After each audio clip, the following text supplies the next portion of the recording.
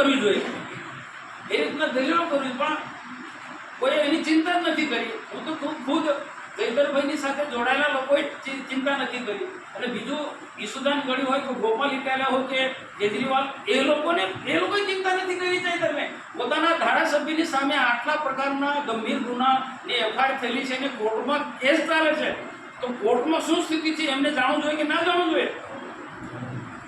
કોર્ટમાં આવા કેસ ચાલે છે ને કોર્ટનો અને કઈ રીતના જે તારીખો પડે એમાં કઈ રીતના દલીલ, એમનો વકીલ શું દલીલ કરે, સરકારી વકીલ શું સરકાર તરફી શું દલીલ, એ જોવું જોઈએ કે ના જોવું જોઈએ? સમીક્ષા બધા આ વિદ્વાન માણસો છે, મોટા મોટા કઈ અમારા ભાઈ આવા વકીલો ગોપાલ ઇટાલિયા તો જાણે કે આપણે એના જેટલું વિશ્વની અંદર કોઈ મોટો વકીલ જ ના હોય એવી દલીલ. તે વખતે ક્યાં ઊંઘી ગયો હતો? આ કોર્ટમાં કેસ ચાલતા ત્યારે વિદ્વાન ગોપાલ ઇટાલિયા એ ક્યાં ઊંઘી ગયો હતો? કે પોલીસ ખાતામાં એને નોકરી પણ કરી, આજે વકીલ છે, બુદ્ધિશાળી માણસ છે. એક વખતે ક્યાં ઊંઘી ગયો? બીજી વાર 15-16 દિવસનું બાળક, આખી હિસ્ટ્રી તમને ખબર છે? આખી હિસ્ટ્રી આ કેવું પડશે તમારે.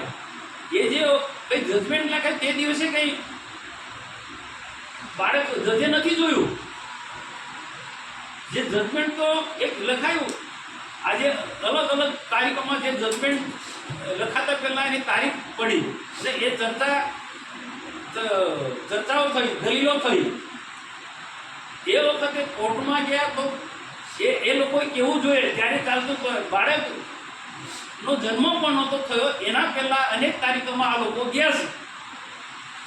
આજે બાળકનો જન્મ પણ નથી થયો એના પહેલા આ કોર્ટ જે તારીખોમાં જતા હતા, એ વખતે એમના વકીલ કે એમના માણસો એવું નથી કીધું કે આ બેન પ્રેગ્નન્ટ છે. આ તો બાળક જન્મ થયો અને જજમેન્ટ લખાયા પછી આ રીતના ખબર પડી.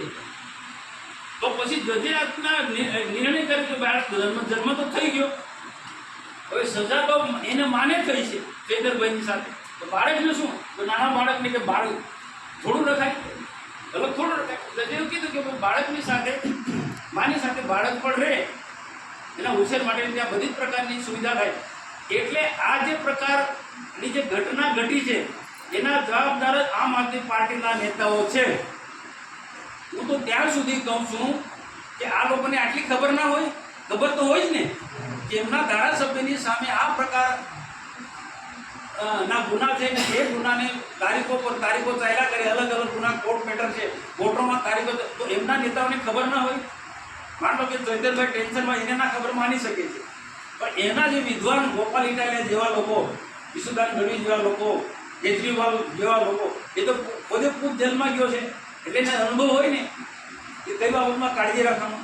તો ચૈતરભાઈ વસાવાની તારીખો પર તારીખો ચાલતી તે વખતે આ વિદ્વાન લોકોએ કેમ ના કાળજી રાખી? એમને કેમ ખબર નથી પડી? જજમેન્ટ આવ્યા પછી ઊંચાથી બધી ધમધડાકાની વાતો કરે છે. જજમેન્ટ થતાં પહેલાં કેમ ધ્યાન નથી આવ્યું? પણ મારે સીધો આરોપ છે, અગાઉ બી મીડિયા સમક્ષ આજે પણ કહું છું, તમારા લોકોએ પણ કહેવાનું, આ લોકોએ ઈર્દાપૂર્વક ચૈતરભાઈને ફસાવવો હતો, જેલમાં મોકલવો હતો. હું એના પુરાવા ઘણા આપી શકું છું. એમને ખબર હતી બધા લોકોને. કેટલાક માણસો એમને કીધું છે કે ભાઈ એની ચિંતા કરો, ચૈતરભાઈની સાથે જે તારીખો થતી એમાં આ લોકો જતા હતા, બધાને તો ખબર હોય ને કે આ લોકો કેટલી ચિંતા કરે, ઈસુદાન કેટલી ચિંતા કરે, ગોપાલ ઇટાલિયા કેટલી ચિંતા કરે છે આ લોકોને બધાને. અને હું નિરંજન આજે મારા પર એ કરે છે કે મનસુખભાઈ કે જામીન લઈને આવે, એ આ નિરંજન બી ઈચ્છે છે કે ચૈતર જેટલો જેલમાં આવે, ચૈતર જેટલો જેલમાં રહે ને એટલો નિરંજનનું બધું ચલણ એનું ચાલે અહીંયા. આ બહુ બુદ્ધિપૂર્વકની સ્ટેટમેન્ટ. આ બધી કોર્ટમાં આ લોકો જેલમાં હોય ને હવે હાઈકોર્ટમાં આખો મામલો ગયો, તો આવા સ્ટેટમેન્ટ આપવાની કોઈ જરૂર ખરી?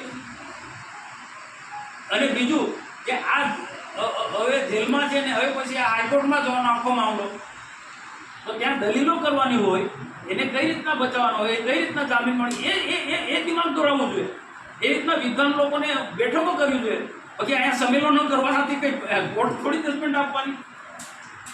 તો તમે કોર્ટ પર દબાણ લાવો છો એવું થાય છે. આવા શક્તિ પ્રદર્શન કરી, આમ આદમી પાર્ટી શક્તિ પ્રદર્શન કરી અને કોર્ટ પર દબાણ લાવવાની વાત કરે છે. જો આ રીતના દેશની અંદર ને ગુજરાતની અંદર આવી રીતના પાર્ટીના લોકો પોતાના પાર્ટીના લોકો જેલમાં જાય ને એના પર શક્તિ પ્રદર્શન કરી અને વોટ પર દબાણ લાવવાની વાત કરો, ન્યાયતંત્રની શું સ્થિતિ થશે? ન્યાયની રીતના થવો જોઈએ. ગોપાલ ઇટાલા, ઈસુદાન ગઢવી આખી આમ આદમી પાર્ટીના નેતાઓને ચૈતરના ફેમિલી માટે કોઈને પ્રેમ જ નથી. આજે 8-9 જણ જેલમાં છે, એમના માટે કોઈ લાગણી નથી. એમને તો એક જ વસ્તુ કે ચૈતરભાઈ જેલમાં જાય તો એટલો આમ આદમી પાર્ટી મજબૂત થાય, આંદોલન કરનાર લોકોને ગેરમાર્ગે લો. આજે તમને કહું, શંકરભાઈ મારી સાથે ઉમરાણમાં એક મંચ પર હતા, સરકારની એમને વાહ કરી છે. મંત્રીઓને મને કીધું હું બધા મંત્રીઓને મળું છું, કામ મારા થાય છે. એટલે જમતા હતા સાથે જમ્યા ને, જમતી વખતે પણ સાથે જમ્યા, ત્યારે મને કીધું ના, હવે આપણે નવો તાલુકો બને, આપણે આદિવાસીના કામ વિકાસ કરવો છે, બધા આપણે સાથે મળીને કરવું. બધા મંત્રીઓ બી મને સાંભળે છે, બધા સારા છે. નરેશ પટેલની બી વાહ કરી, સારી રીતના વાત કરી. તો આ છે ને, આ ઘણા સમયથી આ એનું જે માઇન્ડ, મતલબ ભાજપમાં આવવાનો હતો કે નથી આવવાનો એ મને ખબર નથી, પણ એને ચોક્કસ એનો વ્યવહાર બદલ્યો હતો. એ આમ આદમી પાર્ટીના નેતાઓને પસંદ નહોતું, એ આ લોકોને પસંદ નહોતું, એટલે એની જેલમાં ધકેલી દીધું ને કાળજી નહીં રાખી. આ એક પહેલો ઘટના. એના પહેલાં પણ અગાઉ પણ 1 વર્ષ પહેલાં ચૈતરભાઈ બધા નેતાઓની સાથે મળતા હતા, બધાની વાહ સારી વાત કરી અને ઉપર પ્રદેશના નેતાઓ સાથે કંઈ 1-2 વખત મિટિંગ પણ કરી. જે વિષયમાં હું એમ નથી કીધું કે ભાજપમાં જોડાવા માટે એની મિટિંગો કરી. ત્યાર પછી આ બધી આખી ટીમ આવી, વેરાઈ માતાએ બધાને ભેગા કરીને ચૈતરને જબરજસ્તી બોલાય કે મનસુખભાઈના વિરુદ્ધમાં બોલ, હર્ષંકના વિરુદ્ધમાં બોલ, ભાજપના વિરુદ્ધમાં બોલ, સરકારના વિરુદ્ધમાં. પહેલાં એમના પાર્ટીનું દબાણ એટલે બોલ્યો. એ વખતે પણ એમનું લાગ્યું કે આ ભાજપમાં જતો રહે છે એટલે ભાજપ વિરુદ્ધનું બોલાય, સરકાર વિરુદ્ધનું બોલાયું. એટલે ચૈતરને આ લોકો હાથો બનાવે છે. ચૈતરને આ લોકો, આમ આદમી પાર્ટીના લોકો હાથો બનાવે છે. એનું કેરિયર ખતમ જો કર્યું હોય એટલે કરવા માંગતા હોય તો આમ આદમી પાર્ટીના નેતાઓ ચૈતરને જેલમાં મોકલી દેવાનો અને બાર પછી કાગળ દિનના એમને કરવાના, આ રેલીઓ કરવાનો, આ કરવાનો. તો સોશિયલ મીડિયામાં તો બધે કેવા લાગે, ચૈતર માટે બહુ લાગે. ચૈતર માટે તમને લાગણી હતી, ચૈતરના ફેમિલી માટે લાગણી હતી, તો કાનૂની દ્રષ્ટિએ તમારું લડવું હતું ને. કોઈ આંદોલન કરવાથી કે શક્તિ પ્રદર્શન